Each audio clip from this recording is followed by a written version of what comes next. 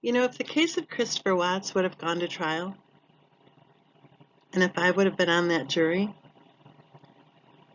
I have no doubt that I would have found plenty of reasonable doubt as to his guilt.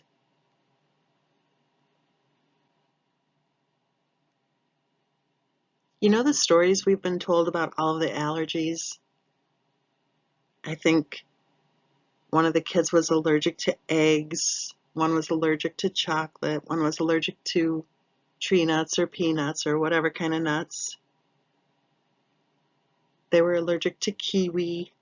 Remember how poor little Bella worried that somebody might give Cece some food that she was allergic to and she would never see her baby sister again? That entire allergy routine,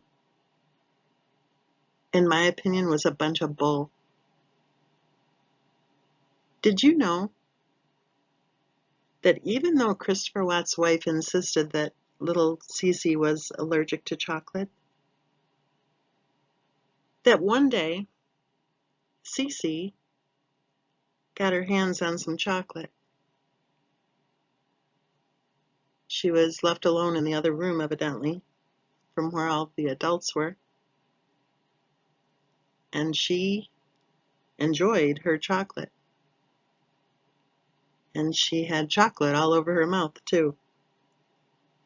When she went into the room where all of the adults were, and they noticed that Cece had chocolate around her mouth, the adults who were present, who had been hearing already for a very long time how serious Cece's allergies were, immediately began to panic. But you know, it's interesting that Cece's mother, Christopher Watts' wife, did not panic. She didn't grab her EpiPen. She didn't dial 911. Actually, what she did do was, well, she laughed. She thought it was cute.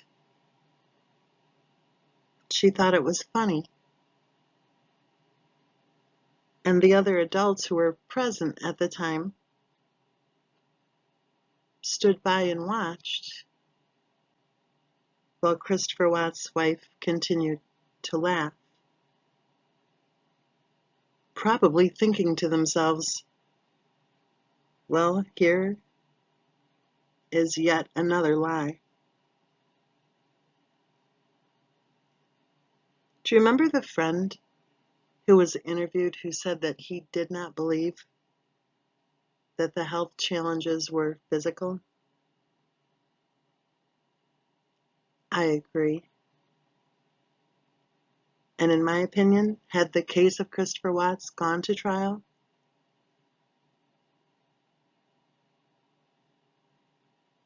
I think there would have been, like I said, plenty of evidence to provide reasonable doubt as to his guilt.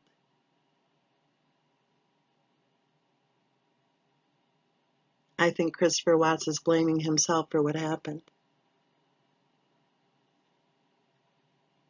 And if you're at all familiar with domestic violence, if you're at all familiar with the power and control or the cycle of violence, if you are at all familiar with the imbalance of power and the gaslighting and the lies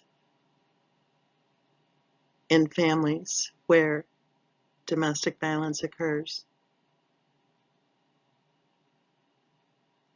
then maybe you'd be able to recognize the signs that so many of us are noticing about this case that leads many of us to believe that Christopher Watts was actually telling the truth when he said that he did not murder his children.